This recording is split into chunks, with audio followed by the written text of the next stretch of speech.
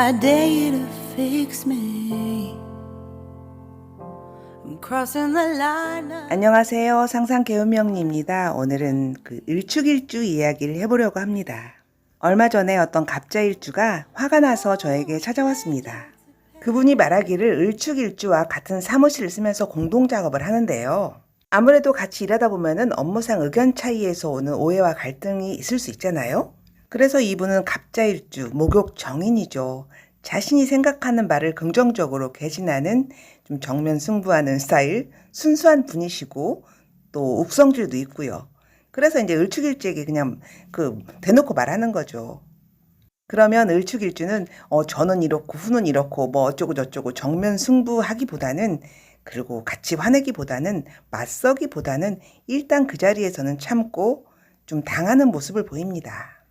그런데 그 순순히 당하는 모습만은 아닌 게 내용적으로 주변 사람에게 옆 사무실 옆 사람에게 이러고 저러고 자신의 입장을 말하고 다녀요. 아니 내가 글쎄 뭐 잘못한 건 아니잖아? 여차저차 이러저러해서 내가 그런 건데 어쩌고 저쩌고. 그 주변 지인에게 자신의 상황을 알리고 그 스스로를 방어하고 변호한답니다. 이런 상황이 되니까 갑자기 이분은 황당하겠죠. 자기는 얼굴 보고 시시비비 정정당당하게 자기 의견을 그냥 말했을 뿐이고, 그러니까 이제 겉으로는 이긴 듯이 보입니다. 그런데 결국은 사무실 분위기나 일하는 내용은 을축을 이해하는 분위기로 흘러가죠. 갑자가 억울하겠죠.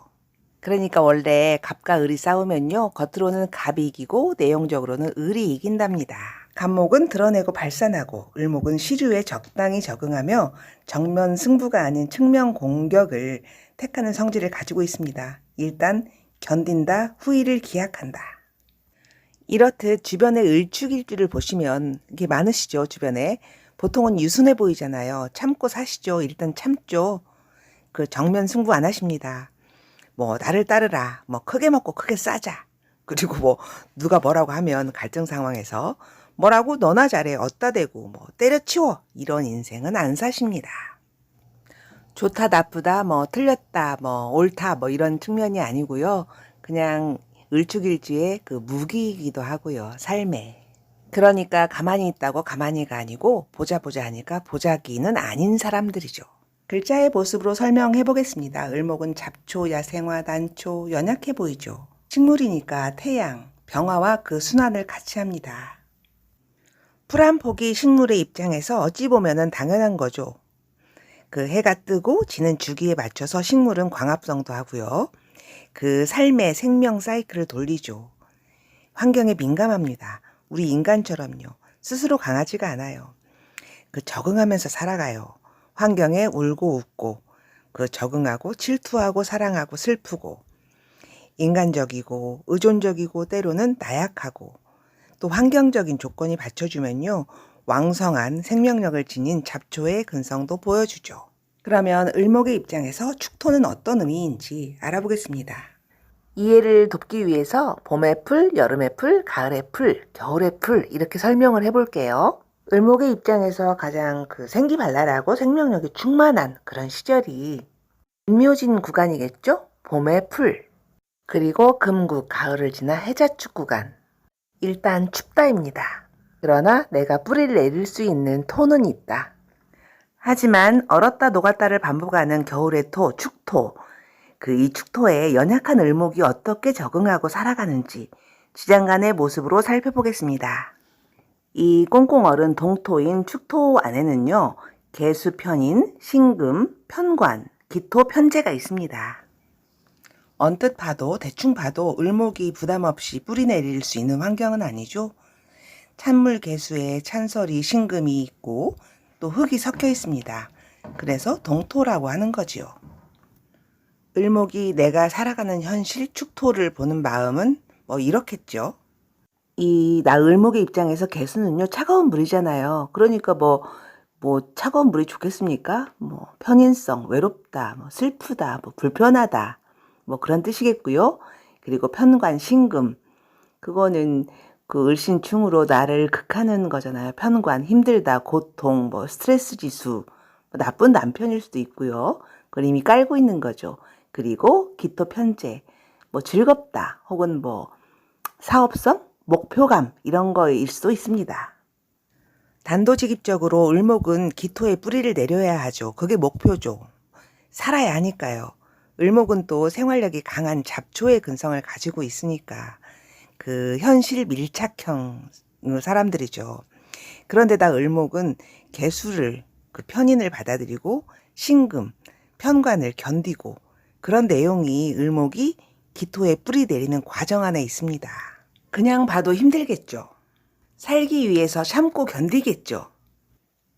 그래서 을축은 생활력도 강하고요. 알뜰살뜰, 보기와 다르게 억척스럽습니다.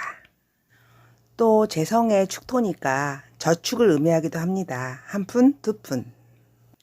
본능이 그렇습니다. 그 편제를 가지기 위해서 그래서 편인을 쓰는 거죠. 머리를 쓰는 거죠. 제극인이라고 하죠. 또 역으로 편인의 입장에서 보면 편인은 슬픈 마음, 부정적인 마음이죠. 그걸 달래는 데는 편제가 최고잖아요. 돈, 재성, 재성 중에서도 편제. 편인과 편제의 제극인은 나쁘지 않습니다. 성숙한 편인과 편제의 제극인. 좋습니다. 그런데 제극인을 해서 돈을 벌면 재생살, 돈이 고통을 가져온다, 돈으로 살을 키운다, 뭐 힘들게 돈 번다, 뭐 요건 안 좋죠. 재생관이 되는 게 아니라 정관을 본 게 아니라 편관을 봤기 때문에 사실 편관, 살이 날아오면 식신이 있으면 물리치면 되잖아요. 뭐 카리스마 있게. 근데 이 사람은 인성으로 받아들여요. 살인상생. 뭐 그 편관을 이해한다. 이런 뜻이죠. 만약에 편관, 남편이 나를 극해도 나는 참는다. 뭐 직장이 힘들어도 나는 다닌다, 견딘다. 그런 뜻이기도 하니까요. 뭐 식상이 지장간에 없으니까 살인상생하는 거죠. 식상이 있다면 편관을 그냥 해결해버리거나 때려치우면 되는데 그렇게 못하는 거죠. 이런 심리적인 과정을 통해서 인생 여정을 통해서 을목이 기토에 뿌리를 내립니다. 이렇게 을축이라는 간지 안에는요, 동토에 을목이 뿌리 내리려는 그 진한한 모습이 있습니다. 을목의 기토에 편안히 뿌리 내리기에는 고통, 노력, 참을성 이런 게 따른다는 얘기죠. 이런 성격을 보니까 그 남편이 속썩이면은 뭐 남편 내쫓아버리고 직장이 힘들면은 그냥 나가버리고 주식으로 뭐 한방 막 잘못돼가지고 망한 그런 형태는 없겠죠. 그리고 이 사람이 그 참잖아요. 중년 이후에 부동산이라도 문서라도 잡고 있는 그런 형태가 되는 거죠. 고진감래가 되는 거죠. 하지만 참다 보면은 몸은 힘들다, 재생살, 건강 조심 이런 걸 해야 되겠죠. 그 사주천간의 어떤 방향성을 가지느냐 그런 거에 따라서 좀 다르기도 합니다. 이 을축이라는 간지의 모습만 봐도 좀 숙연해집니다. 그래서 을축일주는요, 인생의 어느 한 구간은 힘든 시절이 고생이 있다. 이렇게 본답니다. 어렸을 적에 힘들었다면 중년은 고진감래. 그 반대도 있겠죠? 축토는 참 묘하고 힘든 글자예요. 꽁꽁 얼어있는 토잖아요. 시간상으로는 한밤중이고 저도 하나 가지고 있거든요.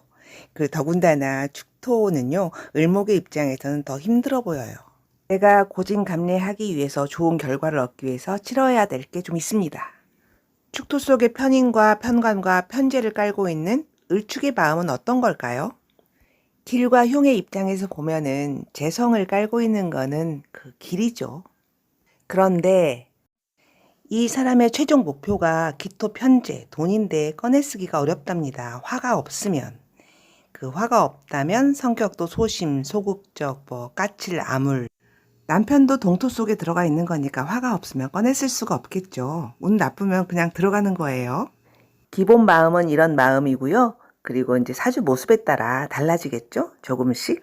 운칠 기삼이라고 대운의 모습이 좋게 흘러주면은 더 좋습니다. 좀 더 자세히 설명하자면 을축 그러면 축토는 내 몸이기도 하고 내 배우자 자리이기도 하죠. 그런데 그 축토 속에 신금이 가장 거슬리죠. 편관성, 고통지수, 뭐 스트레스 그런 걸 의미하는 성분이니까 신금이. 그런데 이제 내 지장간에 내 자리에 내 배우자 자리에 그런 걸 깔고 있으니까 이 신금이 천간에 드러나 있다면 그 삶에서 자주 만나는 형태가 됩니다. 월간에. 뭐 이런 분 을축인데 신유 그 월주를 가지고 있다. 그러면 천간에 신금이 드러난 형태죠. 뿌리까지 강하게. 또 현실이 사유축 금국을 짰죠. 이분은 몸도 약하고요. 그 좋은 남편 만날 수는 없을 것 같아요. 그 팔자가 뭔지 이분은 진짜 정유일주 남편을 만납니다. 그러면 이 신금 정말 불편하고 좀 부담스럽죠. 이 신금을 제대로 잡을 수 있는 글자가 병화죠. 병신합. 또 원국에 없더라도 뭐 시간은 가고 세월은 가고 오는 거니까 신금은 오잖아요. 그러니까 이제 병화 같은 거 하나 떠 있으면 그 을축 일생에서 좀 좋은 겁니다. 편관을 상대하는 거 합으로. 우리가 일반적으로 을목은 간목과 병화를 봐야 좋다 이렇게 말하는 이유도 바로 이거예요. 또 물상적으로 봐도 그 을목, 그 잡초, 풀 한 포기가 그 햇빛을 가지고 있는 형태, 목화통명, 그 영리하고 명석하고 공부를 잘한다고 하죠. 뭐 아쉬운 대로 병화 아니고 정화라도 가지고 있으면 좋겠죠. 어쨌든 사주를 볼 줄 몰라도요. 내가 을축이라면 대충 그림으로 상상해봐도 내가 얼음 땅 위에 한 폭의 풀이다. 추워 죽겠다. 그러면은 간목이라도 있으면은 감고 올라가고 을목이라도 좀 있고 동료라도 있는 거잖아요. 또 병화라도 떠서 온기를 받고. 그러니까 이제 사주가 알록달록하면 좋은 거죠. 그런데 을축일주 입장에서 참 아이러니죠. 지지로는 을목이 편히 살기 위해서 그 축토는 너무 부담스러우니까 불로 좀 녹여줘야 되잖아요. 얼은 땅이니까. 그러면 이제 축토가 따뜻해지고 기름진 땅이 되죠. 잘 녹여주면 냉기가 빠져가지고. 그런데 그렇게 되기 위해서 여름 기운, 불 기운, 사오미 이런 글자가 오면은 좋을 것 같죠? 그런데 사화가 오면 사유축, 금국, 살국이 되고요. 오화가 온다면 언 땅에 불을 직접 갖다 대니까 좀 불편해요. 그래서 추고원진이라고 하죠. 이런 거를. 서서히 천천히 부드럽게 녹여야 하는데. 그래 그러면은 미토가 와서 천천히 녹여주면 되겠네. 그런데 미토가 오면은 재성의 충미충이 되죠. 내 돈이 굉장히 불안해지는 거죠. 비견 겁재에게 노출이 돼가지고. 그래서 축토를 녹이기가 쉽지가 않은 거예요. 지지에서 멀리서 간접적으로 녹인다든지 천간에서 기운으로 녹인다든지 그런 형태가 좋습니다. 천간에 무토라든지 간목, 인목 이런 거요. 병화, 뭐 지지로 사화. 만약 을축일주 여러분이 어떤 분이 이 영상을 지금 보고 계신다면 올해 신축년이잖아요. 올해 어떠셨나요? 축토에서 나온 강력한 신금, 편관, 살이 떴죠? 만약에 여러분이 올해 뭐 별일 없었고 뭐 일도 잘 됐는데 이러면 있는 거예요. 불기운이. 근데 나는 뭐 월주가 뭐 아까처럼 뭐 신유 간지를 가지고 있어. 그러면은 그 관성이 축도 안에 임묘하는 거잖아요. 그러면 좀 밑에는 금국 짜고 그러니까 올해 힘드신 거예요. 관이 임묘하는 운이니까 사유축으로 정확히. 그러니까 뭐 남편이 직장을 그만두고 좀 몸도 안 좋으신 형태인 것 같아요. 부동산도 다 걷어들이고. 특히 남편이 정유일주라면 더 그러겠죠. 칼 들어왔잖아요. 올해 별일 없는 을축일주시라면 잘 먹고 잘 사시는 분인 듯 합니다. 방책이 있는 글자를 갖고 계신 거죠. 그래도 어쨌든 올해는 사소한 두통거리, 실제로 두통이 있을 수도 있고요. 뭐 그런 게 있을 수 있죠. 그리고 이 건강 이야기는 다음 편에 제가 영상을 만들려고요. 왜냐하면 영상이 길어지니까 너무 길다고 하시더라고요. 그래서 건강 이야기 그리고 월별로 그 직업성 이런 거는 다음 편에 제가 영상으로 만들어서 올리겠습니다. 들어주셔서 감사합니다.